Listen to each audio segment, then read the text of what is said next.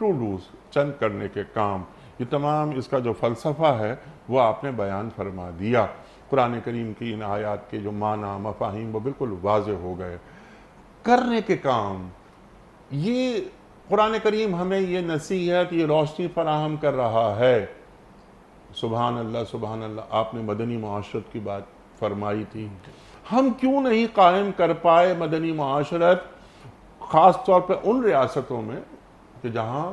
کلمہ پڑھنے والوں کی تعداد زیادہ ہے؟ اصل میں شاید ہم جو اس کا تجزیہ کرتے ہیں، ہم یہ سمجھتے ہیں کہ ہم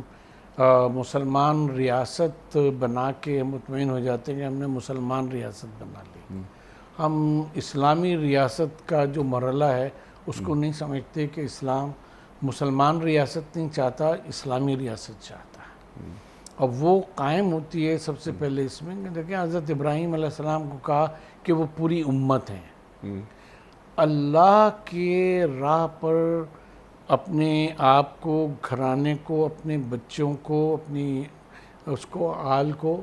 اس پہ موڑ دینا اور اس میں لگا لینا، وہ ایک امت بن جاتی ہے۔ ٹھیک ہے، اور افراد، معاشرہ جو ہے وہ ہمیشہ افراد سے بنتا ہے، انسانوں سے بنتا ہے،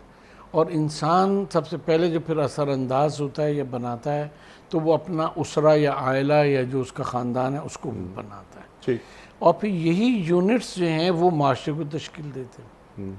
ہم لوگ ابتدا میں جو فیل ہو جاتا ہے ہمارا معاشرہ، وہ اس پہ کہ ہم معاشرے کو ٹھیک کرنے پہ لگتے ہیں، عائلے کو اور اسرہ کو، گھرانے کو ٹھیک کرنے پہ نہیں لگتے، کہ ہمارا گھرانہ تو اچھا، جو دوسرے کر رہے ہیں وہ تو ویسے ہی کرتا رہے گا، دوسرے ٹھیک ہو جائیں۔